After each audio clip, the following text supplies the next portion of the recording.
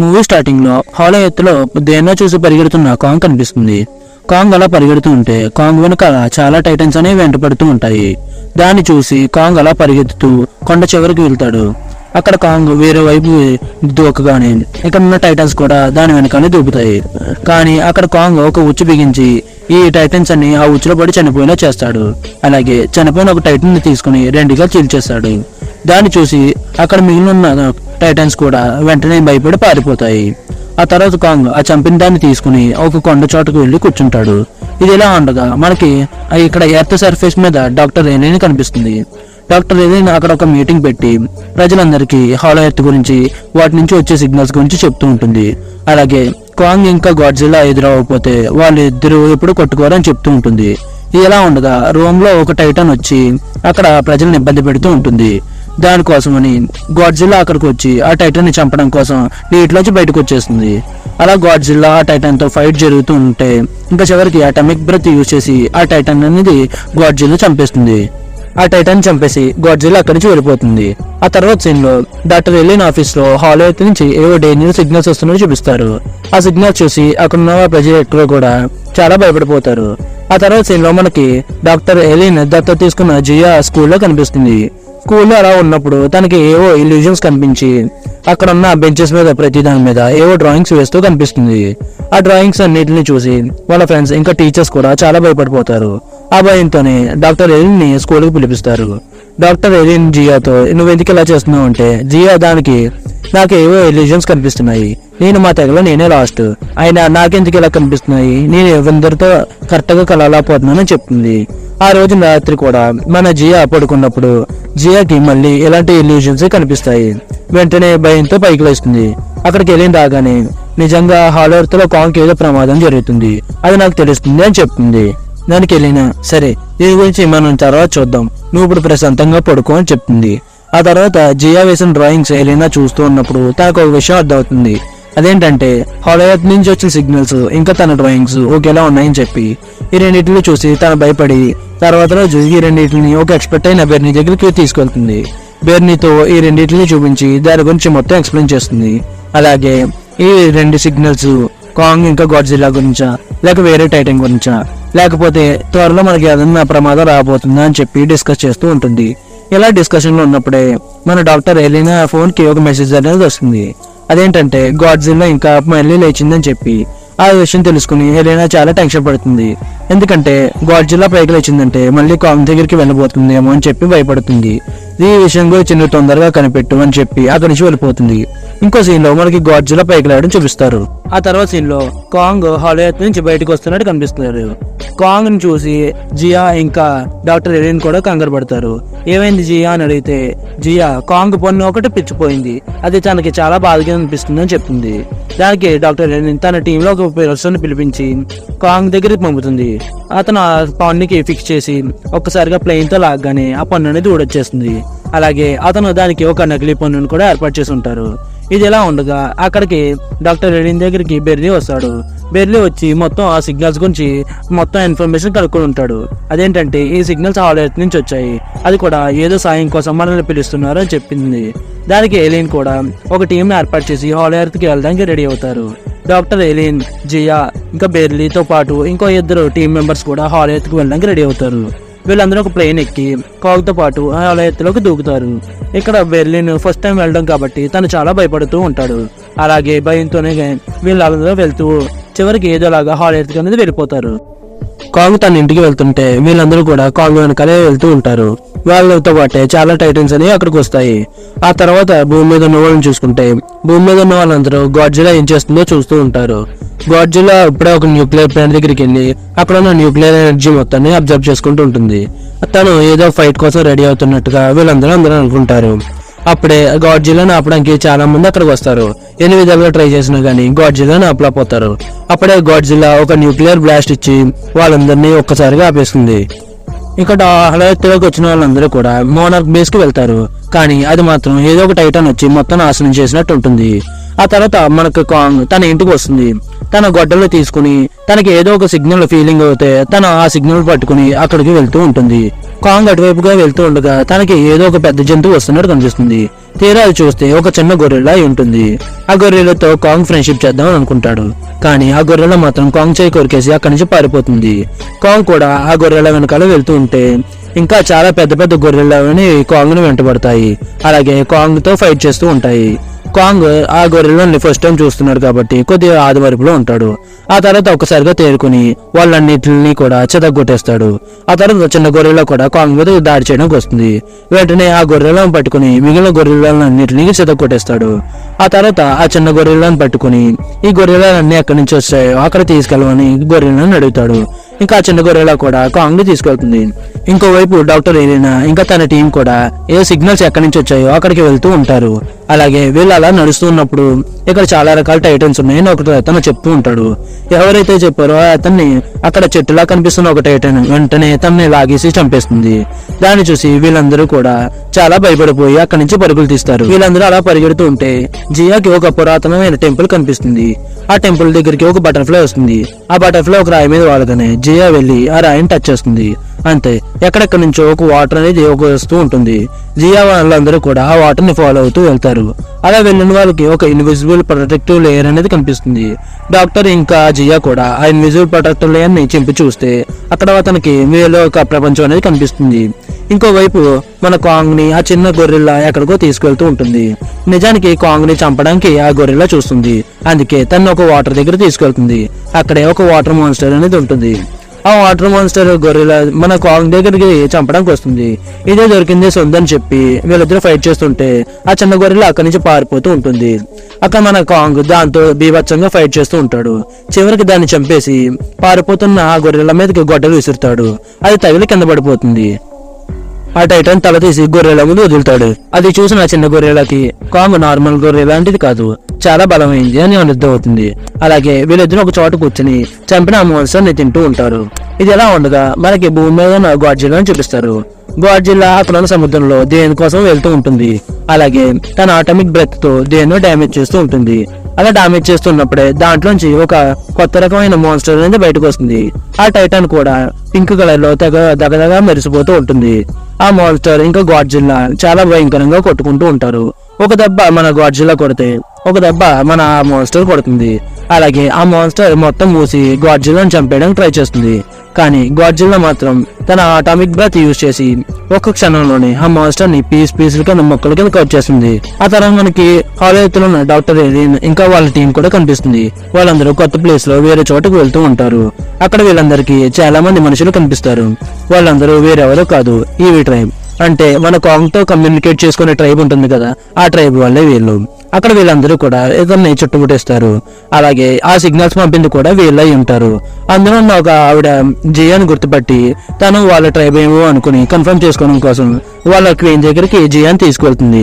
వాళ్ళ క్వీన్ ఆ చేతిలో చేయి వేసి తను కూడా కన్ఫర్మ్ చేసుకుంటుంది జియా కూడా వీళ్ళ ట్రైబ్ కి సంబంధించిన దాన్ని అని. ఇంకా దాంతో అక్కడ ఉన్న వాళ్ళందరినీ కూడా ఆ క్వీన్ అక్కడ లోపల రావడానికి అనుమతిస్తుంది. అలాగే డాక్టర్ ఎలీన్ క్వీన్ తో అడుగుతుంది, మీరు అసలు ఎందుకు ఆ సిగ్నల్స్ పంపారు అని అడిగితే అయితే ఆ క్వీన్ అక్కడ చెప్తుంది, ఇక్కడ కాంగ్ ఒకటే కాదు, కాంగ్ కన్నా ఇంకా శక్తివంతమైన గొర్రెలు కూడా ఉన్నాయి అని చెప్తుంది. అలాగే డాక్టర్ ఎలీన్ పక్కన బొమ్మలు చూస్తూ ఉంటుంది. కాంగ్ కన్నా చాలా శక్తిమైన గొర్రెలు ఉన్నాయి. వీటన్నిటిని ఆపింది గాడ్జిల్లాయే. అలాగే ఇవి అన్ని కూడా మన భూమిపైకి రావడానికి చాలా ట్రై చేస్తున్నాయి. అవి వస్తే భూమికి సర్వనాశనం అని చెప్తుంది. ఇంకోవైపు ఆ చిన్న గొర్రెలో వచ్చి తన ఉండే ప్లేస్ కి ఆ కాంగ్ ని తీసుకువెళ్తుంది. కాంగ్ వాళ్ళందరినీ చూసి చాలా ఆశ్చర్యపోతాడు. అలాగే అక్కడ ఒక ముసలి గొర్రెలా పని చేయలేకపోతూ ఉంటే దాన్ని చూసి కాంగ్ వెళ్ళి హెల్ప్ చేస్తాడు. కాంగ్ అలా చేసినందుకు అక్కడ ఉన్న ఒక గొర్రెలో వచ్చి కాంగ్ మీద కోపడుతూ ఉంటుంది. దాంతో ఆ గొర్రెలను ఒకటి పీకుతాడు కాంగ్. దాన్ని చూసి చిన్న గొర్రెలా చాలా టెన్షన్ పడుతుంది. ఎందుకంటే అక్కడున్న గొర్రెల నీళ్ళకి ఒక రాజు ఉంటాడు. ఆ రాజు పేరే స్కార్ కింగ్. తనకు చాలా కోపం ఎక్కువ. తను వచ్చి ఏం చేస్తాడు అని చెప్పి మన చిన్న గొర్రెలా చాలా భయపడుతూ ఉంటుంది. చివరికి ఆ స్కార్ కింగ్ గొర్రెల దగ్గర నుంచి వచ్చి కాంగ్ని చూసి చాలా నవ్వుతూ ఉంటాడు. ఎందుకంటే తన పన్నును చూసి చాలా నవ్వుతూ ఉంటాడు. అలా నవ్వుతూనే ఆ చిన్న గొర్రెలో ఒక నాణిని అక్కడున్న లావాలో పాడేస్తాడు. దాన్ని చూసి ఆ చిన్న గొర్రెలా చాలా బాధపడుతుంటుంది. తను అలా బాధపడడం చూసి కాంగ్ చాలా కోపంతో రగిలిపోతాడు. అలాగే ఆ స్కార్ కింగ్ తో కూడా ఫైట్ కి దిగుతాడు. ఇంకా స్కార్ కింగ్ కూడా తన ఆయుధాన్ని బయటకు తీస్తాడు. అది ఒక ఎముకల చైన్, అలాగే చివరిలో ఒక చిన్న క్రిస్టల్ లాగా ఉంటుంది. ఆ క్రిస్టల్ తోనే అన్నిటినీ కంట్రోల్ చేస్తూ ఉంటాడు. ఆ ఎముకల చైన్ తో మన కాంగ్ చేయని కోసేస్తాడు. కాంగ్ ఎంత ట్రై చేసినా గానీ స్కార్ కింగ్ తో ఫైట్ చేయలేకపోతుంది.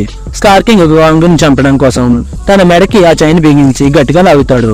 కాంగ్ చనిపోయే స్టేజ్ దాకా వెళ్లి గట్టిగా అరిచి స్కార్ కింగ్ ని కింద పడేసి గట్టిగా కొడుతుంది. స్కార్ కింగ్ ఆ దెబ్బతో అక్కడున్న లావాని ఆఫ్ చేయమని చెప్తాడు. అక్కడున్న లావాని ఆఫ్ చేయగానే అందులోంచి ఒక విచిత్రమైన టైటన్ అనేది వస్తుంది. అది చూడడానికి గాడ్జిల్లా లాగే ఉంటుంది, కాకపోతే దీనికి ఐస్ పవర్ అనేది ఉంటుంది. ఆ ఐస్ గాడ్జిల్లా స్కార్ చెప్పిన మాటలు వింటూ ఉంటుంది. ఆ స్కార్ కింగ్ మన కాంగ్ మీద దాడి చేయమని చెప్తుంది. తన ఐస్ బెడ్ తో కాంగ్ మీద దాడి చేస్తూ ఉంటే వెంటనే మన కాంగ్ తన గొడ్డలు తీసుకుని అడ్డు పెడతాడు. కానీ ఇది అబ్జర్వ్ చేసుకోవడానికి అవ్వదు. ఆ ఐస్ గాడ్జిల్లా బ్రెత్కి తన గొడ్డలి ఇంకా తన చేయి కూడా ఫ్రీజ్ అయిపోతుంది. తను ఎక్కడో ఉంటే చనిపోతుందేమో అని చెప్పి ఆ చిన్న గొర్రెల కాంగ్ అక్కడి నుంచి వెళ్ళిపోమని ఒక దారి చూపిస్తుంది. కాంగ్ కూడా ఇంకేం చేసి లేక అక్కడి నుంచి వెళ్ళిపోతుంది. కాంగ్ ను పట్టుకోవడానికి తన వెనకాల కొన్ని గొర్రెలు వెళ్తాయి. కానీ కాంగ్ మాత్రం వాటన్నిటిని కొన్ని ఒచ్చుల దగ్గర తీసుకెళ్తాడు. కొన్ని ఆ ఒచ్చులు ఉరికిపోతాయి గాని మరి కొన్ని అక్కడి నుంచి తప్పించుకుంటాయి. అలా తప్పించుకున్నా సరే పైనుంచి బండరాళ్ళు వచ్చి ఆ గొర్రెల మీద పడిపోతాయి. అది ఎలా పడినాయి అని కాంగ్ పైకి చూస్తే అక్కడ చిన్న గొర్రెలా ఉండి తనకి హెల్ప్ చేస్తూ ఉంటుంది. ఇంకా చిన్న గొర్రెలా మన కాంగ్ కూడా ఫ్రెండ్స్ అయిపోతారు. వీళ్ళిద్దరూ కలిసి అలా వెళ్తూ ఉంటారు. అక్కడ సీన్ కట్ అయ్యి ఇంకొక సీన్ లో మనకి గాడ్జిల్లాని చూపిస్తారు. గాడ్జిల్లా ఆ టైటాన్ ని చంపేసింది కదా, తన ప్లేస్ కి వెళ్ళి అక్కడున్న పవర్ మొత్తాన్ని గాడ్జిల్లా అబ్జర్వ్ చేసుకుంటూ ఉంటుంది. ఆ తర్వాత మళ్ళీ మనకి హాలో ఎర్త్ లో జియాని చూపిస్తారు. జియా అక్కడ హ్యాపీగా ఉండడం చూసి డాక్టర్ ఎలీనా కూడా తను ఇక్కడ వదిలేసి వెళ్ళిపోదాం అని నిశ్చయించుకుంటుంది. వీళ్ళు అలా అంటూ ఉండగా అక్కడ వీళ్ళందరూ కలిపి ఒక మిషన్ అనేది ఆర్డర్ చేస్తారు. వీళ్ళు అలా ఆన్ చేయగానే అక్కడ ఉన్న పోర్టల్ అనేది ఓపెన్ అయ్యి మనకి మన కాంగ్ కనిపిస్తుంది. తన వెనకాలే ఒక గొర్రెలా కూడా వచ్చి ఉంటుంది. ఆ గొర్రెలో వచ్చి చూసి అక్కడి నుంచి భూమి మీదకి వెళ్ళడానికి దారి ఉందని తెలుసుకుని ఆ విషయం చెప్పడం కోసం తనకి రాజు దగ్గరికి వెళ్ళిపోతుంది. కాంగ్ కూడా అక్కడ జరిగిన ఫైట్ తో చాలా అలసిపోయి ఒక్కసారిగా పడిపోతాడు. ఆ పోర్టల్ చూసిన గొర్రెల్లా స్కార్ కింగ్ దగ్గరికి వచ్చి భూమి మీదకి వెళ్ళడానికి పోర్టల్ ఉన్నాయని చెప్తుంది. అలాగే ఆ విషయం నాకు తెలుసు, మీరు నాతో వస్తే నేను చూపిస్తానని చెప్తుంది. ఆ విషయం తెలిసి స్కార్ కింగ్ చాలా హ్యాపీగా ఫీల్ అవుతాడు. అక్కడ ఉన్న వాళ్ళందరినీ తీసుకుని భూమి మీదకి వెళ్ళడం కోసం చాలా త్వరగా రెడీ అయిపోతాడు. వెంటనే ఐస్ గాడ్జిల్లా మీదకి ఎక్కి అక్కడి నుంచి వెళ్ళిపోతూ ఉంటాడు. ఇంకోవైపు మనం చూసుకుంటే గాడ్జిల్లా కూడా నిద్రలేస్తుంది.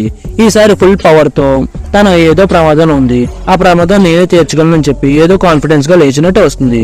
అలా లేచి పెద్దగా గర్జిస్తుంది. తను ఎలాగన్నా సరే హాలో ఎర్త్ కి వెళ్ళాలని చూస్తూ ఉంటుంది.